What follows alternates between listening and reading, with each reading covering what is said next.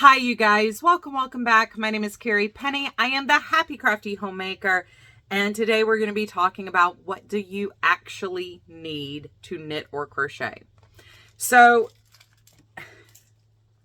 this is going to be one of those super basic videos, and if you guys have been around the block before and you're familiar with my notion kits, where I just take makeup bags basically and build a notion kit and keep a whole box of these already together, and can at will drop them in project bags as I go.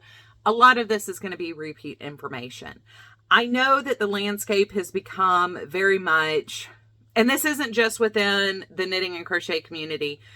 This has become in the homemaking space. This has become true in the general crafting space.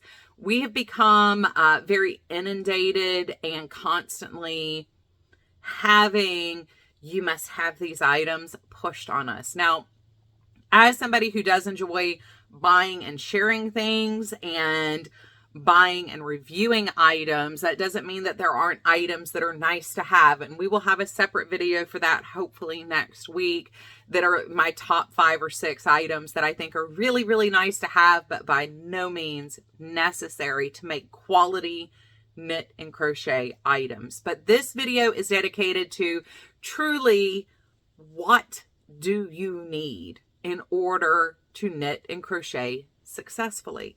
And I'm telling you guys right here, right now, this is a very, very basic list. This is no frills. So first off, in my opinion, you do not need to start off with the highest of high-end sets of needles. But I do think you need a very good set of needles or hooks. Whatever meets your budget. Once you've gotten that like cheap plastic hook in your I taught myself to crochet or knit kit, and you're fighting the yarn, you're fighting the hook constantly, I really, really think that you need to invest in a pretty decent, not high-end, decent needle and or hook set, depending on what it is you are starting. This is, a lot of these are across the board applicable to knitting and crocheting, but I'm telling you, your experience is going to be fantastic, much more enjoyable and easier to learn if you invest in a decent set of hooks and needles. Now, we're talking about once you've gotten the one hook or the one needle and you've made your dishcloths and you now know your basic knit purl stitch, you now understand your basic, chaining, single crochet, double crochet. You now want to invest into your craft. You now want to have a hook for most of your projects. I definitely recommend investing in something decent. Go to your big box store, put hooks in your hand for how you hold your hook. Actually hold the hook. Is it heavy? Does the shape fit well in your hand? You can try lots of different styles, because a lot of these stores you can buy or order just a one-off hook in your most used size. Like for me, if I want to try out a style of crochet hook, I immediately get a size I, because I use an I quite a bit. That is my go-to hook size for most of my crochet projects. I do blankets with an I. I play with a lot of the sport and fingering weight yarn with a 5.5 millimeter hook. I is a 5.5 millimeter. It is what I use for 99% of my worsted weight projects. It's fun. It fits well in my hand.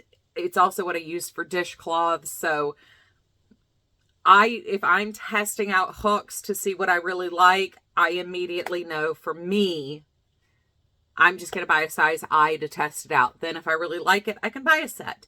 And that's exactly what I did. I've mentioned before here on the channel, for me, the Clover Amour hooks just fit perfectly in my hand. The way I crochet, I try to use my fingers as much as possible to not put pressure on my wrist. They move across my fingers in a right way without making me grip or pinch or put tension in my hand that I don't need to have, that will run into my wrist. For knitting needles, I am a big ChiaoGoo person. It is, to me, the perfect knitting needle. Now, I have lots of sets of knitting needles that I do use. I use other brands of knitting needles. There are other needles I recommend as a starter set. Like if you're looking for a good place to start with interchangeable needles, I would tell you the Knit Picks needles. They're the nickel plate in particular, I think are really nice. But if you are looking for wood, their wood needles are also quite fantastic to use. So start to invest in finding what works for you. What works for me is not necessarily what is going to work for you. I know a lot of people like the furls. They fit beautifully in people's hands. That would definitely be something you would invest one hook at a time as needed. Those at the top of the line for that style of a hook. For me, I'm a Clover Amore girl. So I'm right there in that mid-range. You can get them on sale. You can get the individual or the packs of multi-hooks for as low as like $35 if you shop the sales, look for coupons, things like that. So I was very lucky. For me, what works best for me is right there in that mid-tier. But that doesn't mean that like the it starts with an E, the tulips. Those work great for a lot of people too. They're not my style. They don't fit great in my hand, but that may work for you. The flat shape that has the pinchy spot for your finger grip, that might be what works best for you. All of these though can be purchased on sale with coupons if you want to buy a full set. But if you're looking for just like one or two hooks, definitely buy them piecemeal, one at a time. But invest in a better quality hook for how it's going to fit in your hand. You don't want to create added tension and stress in your hands and wrists while knitting and crocheting that you don't need. You want to be able to sit down, relax. This should be an enjoyable experience. I am a firm believer in buying quality supplies. Now, a standard, boy or Susan bait hook, maybe all you need. That may be what's comfortable with you. I know I used boy hooks for many, many years, just a plain aluminum hook, and I had no problem with them. And there are still certain times when I'm using something thicker where that still works for me, but it is very dependent on what works for you. Make sure you're comfortable using the style of hook you're using, and make sure your yarn is moving freely on the shaft and around the head of your hook. And same thing with your knitting needles. You want your yarn to move freely from needle to needle without getting snagged or hooked. So a lot of times, like, that's why I don't recommend plastic when you're starting out, because it makes your yarn drag. But there are times where, like, say a nylon hook is what you're going to want to use, or a nylon needle. But invest in quality. It doesn't have to be top tier premium, but do invest in something that is going to work better for you. 8 minutes on just hooks and needles. The rest of this should go pretty quickly. Other things that I think are necessary. Now, I am a big, like I've said, Notion pouch person. I keep a bin of these Notion bags pre-filled on my desk. And as I start a new project, I can just grab one of these and drop it in the bag. It makes it easy for me. I am one of those people that has like 900 projects going at any given time. So this is what works for me personally. Do not think you need to invest in 20 makeup bags, 20 sets of everything that I'm going to share with you guys. But I do think you need a place to keep all of your notions together. I prefer them portable because I do take my projects out of the house. If you don't do that, if you're not going to take your projects outside of the house, you can just have a bowl sitting wherever you knit and crochet with these items in there. Some form of notepad. Once again, basic supply. Scratch pad, notepad, sticky notes. You're going to want to make a note on something somewhere along the line. Notepad. A pen. In this case of this bag, I have two. Once again, self-explanatory. with the notepad. I am an analog girl in a digital world, so I use these a lot of times as row counters. You don't have to. But there will be a time where you want to jot down a note and remind yourself, hey, I actually cast on this number of things.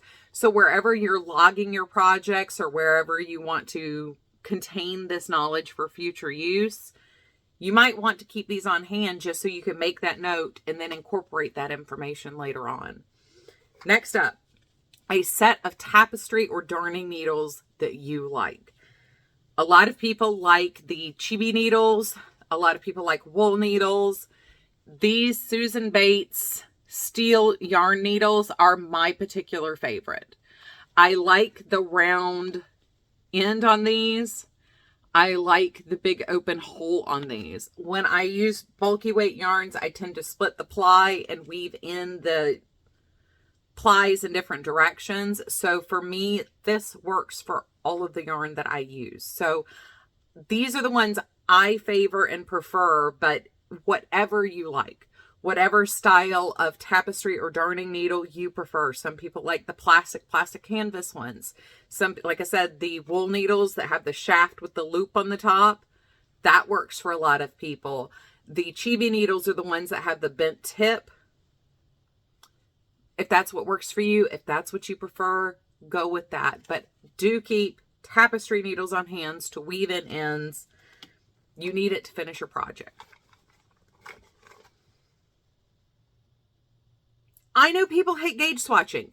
I understand, but there are so multiple times where you need to have a tape measure on hand.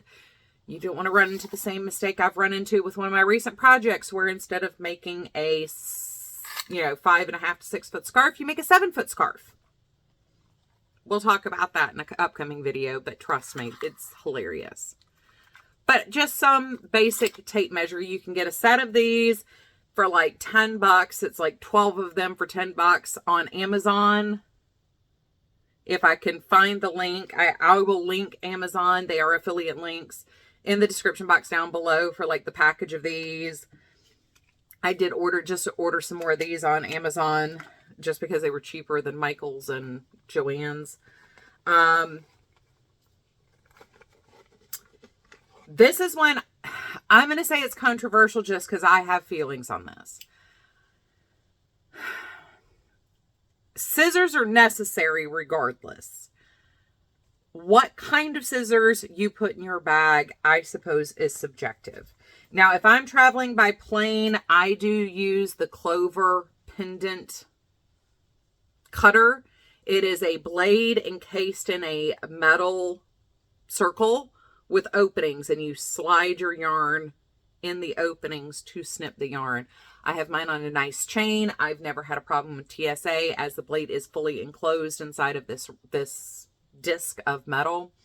So there are times where you might use a different supply than a standard pair of scissors, but you want scissors that cut very well on your tip. So a lot of scissors, unless they're embroidery scissors, you tend to need to be closer to the fulcrum because these are a lever system. A lot of scissors, they cut better here than here. When it comes to knitting and crocheting, as with embroidery, a lot of times you're going to be trimming little ends. You want, I think, a sharper pointed pair of scissors that can get in to those areas.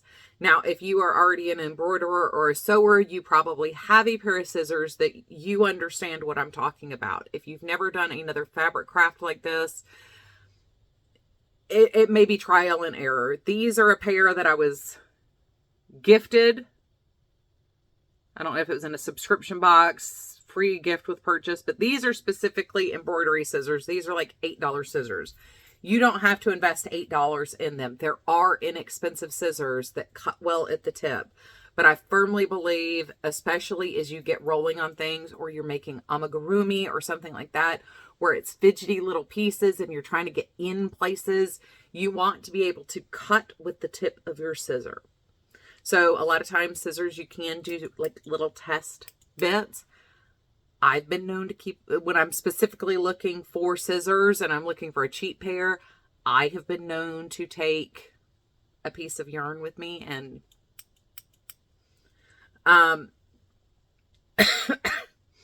the Fiskars small scissors are also very excellent. Once again, I would stick with something that has a more pointed tip. You don't need full embroidery scissors with the mega sharp tip.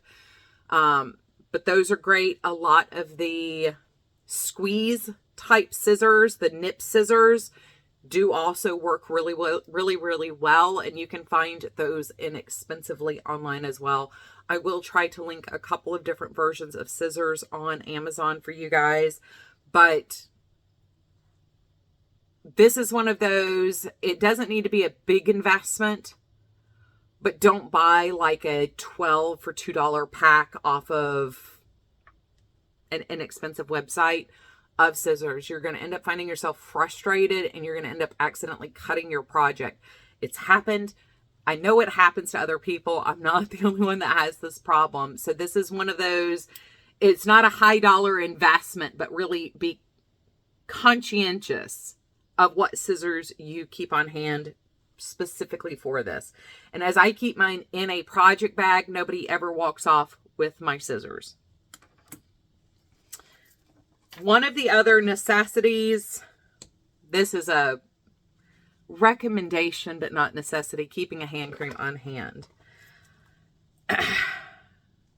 I'm going to show you what I have in this bag, and then I'm going to show you what I think you ought to buy as a beginner. But stitch markers. Whether you knit or whether you crochet, stitch markers are something you will need at some point. So I do have this big safety pin with some of the cat wrinkles, and this is a Knitter's Pride ring marker. For knitting, lightweight, open rings, they do come in different sizes. For crochet, you want something that opens and closes. Now for me, the lever back earrings I use for marking width on a project, or like when I'm doing a project share, I'll use something like this to say, this is where I was last week when I shared this. This is where I am now. I don't like these as stitch markers as much. Even for crochet, I find that they tend to be bulky and get in my way more than they stay out of my way and benefit me as a crafter. But, and there are multiple different places you can purchase these from. These happen to be from Durable Yarn. These were gifted to me by a shop owner. I will try to remember to link her somewhere as well. But these are the type of stitch markers I prefer as a crocheter that are easy to find. These are basically jumbo safety pins. You can buy these dirt cheap for bulk, or you can invest in the name brand ones like the Durable ones, the Boy ones, the Clover ones. Your preference is your preference on that, but they do come in multiple sizes, which is great. I'm actually using one of these on a knit project I'm working on. So these are great if you knit and crochet or want to knit and crochet, but as these are openable and closable, they're great for your crochet projects. The larger ones are good if you don't have fine dexterity in your fingertips. These are easy to maneuver and manage. With the better quality name brand small ones, they are also much easier to pinch and open and close. But in my opinion, these are excellent stitch markers if you're bi-stitchable or crochet. Now, my all-time favorite stitch marker in general has always been the open loop markers. I personally love those, but they are becoming harder and harder to find. A lot of manufacturers are moving over to this safety pin design, so a lot of them are no longer producing their split ring markers. And that's, you know, it happens. We cycle through things just like fashion cycles through. But what everybody can find on Amazon all the time, these are excellent. And it's the kind of thing you'll figure out your mojo. You'll figure out, you know, what you prefer more than anything else. But this is my desk set of markers. I have a couple of different markers that I keep in here of different styles. This is what I use most frequently with my knitting as a stitch marker. Anything under a size 7 needle. It's very, very thin. This is called a light bulb safety pin marker. Obviously, you can tell by the shape why that is called that. Now, if you have fine motor dexterity issues in your fingertips, these will be harder to use if you need to open and close these on a project. I primarily use these in my knitting, not in my crochet, unless once again, I'm marking a place to measure from in my crochet. I would not use this as a row to row marker that I have to constantly open and close to move up. That's why I recommend this style marker for that. But when you're knitting, this is a very low profile marker. It does not create a gap between your stitches from what you're marking. It stays out of the way of your hands if you're working on something very small, like a pair of socks. These are the markers I like the most that are inexpensive and easy to find. You can buy them multicolored in a big box of like 100 of them, 150 of them.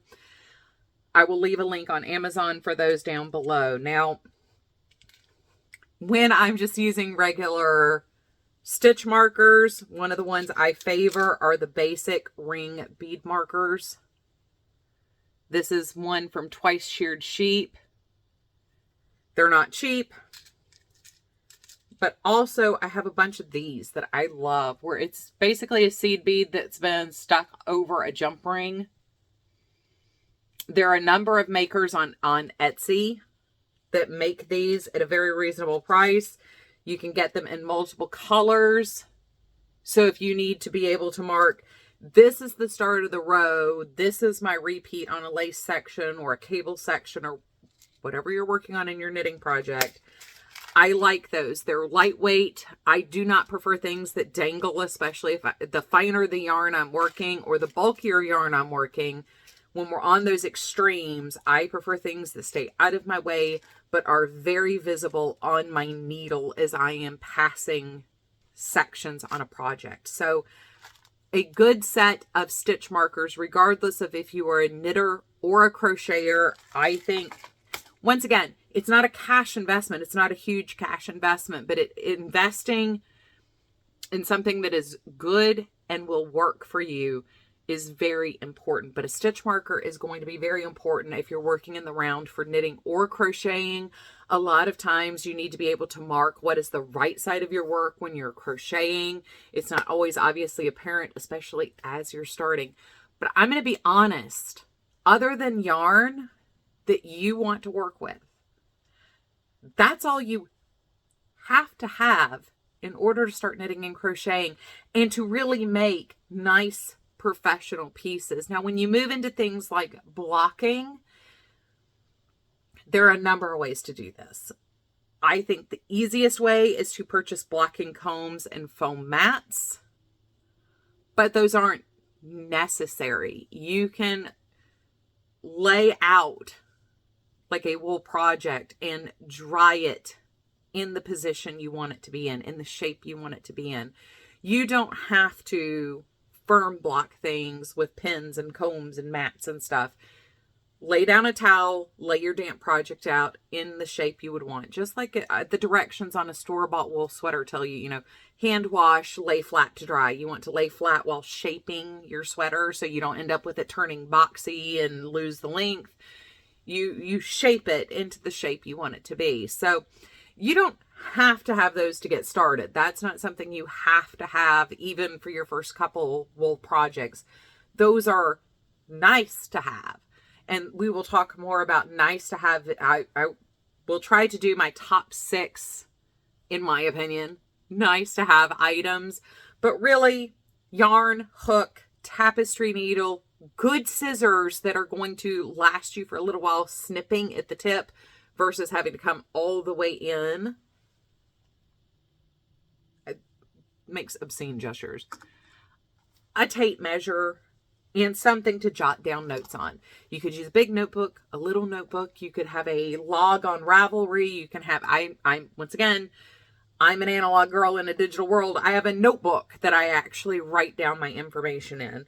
So you don't have to make huge cash injections into making nice quality projects when it comes to your have to have accessories. You can spend the money on your yarn for your project and a decent set of hooks and needles. The rest of this is, you want them to function properly, but they don't necessarily have to cost a whole lot of money. But that's really all you need to get started. I know it gets very overwhelming when we start talking about, you know, I don't have one of my ceramic yarn bowls here, but you know, people keep talking about, oh, well, you just have to have a yarn bowl. You just have to have a project bag. You just have to have a spindle for your yarn. You don't. You don't need these things. Some of them are nice to have. Some of them are beautiful to have. Some of them can make your experience feel more snoogly and cozy, but they aren't items you have to have. I do recommend having somewhere to keep your products together. You could, you know, if you're working on a project with 4 colors of yarn, you know, you can use a laundry basket or a grocery bag, or, you know, a small Rubbermaid bin, or, you know, if you've got a acrylic shoebox or something, you know, you don't have to have an expensive project bag. You don't have to have a fancy yarn bowl or anything else. I've used, you know, just a cereal bowl as a yarn bowl before. All those things, they're nice to haves, but they're not necessary to have. This was just a video dedicated to the necessary items, in my opinion. I have opinions on some of these tools, but the tools themselves are readily available, inexpensive, and easy to purchase. Like I said, I would invest in your yarn and your hook or needle. This stuff isn't an inexpensive investment. And I mean, truthfully, for most things, you can use a piece of scrap yarn as a stitch marker. You don't have to purchase new stitch markers for anything. There are other ways to do this, but if you're looking to build your small kit of essentials, to me, that's really all you have to make quality projects. Now, like I said, we will have a video of the would be nice to haves, but there we go. So I hope you guys are having a wonderful, fantastic day. As always, I love you guys, and I will see you guys real soon. Bye, guys.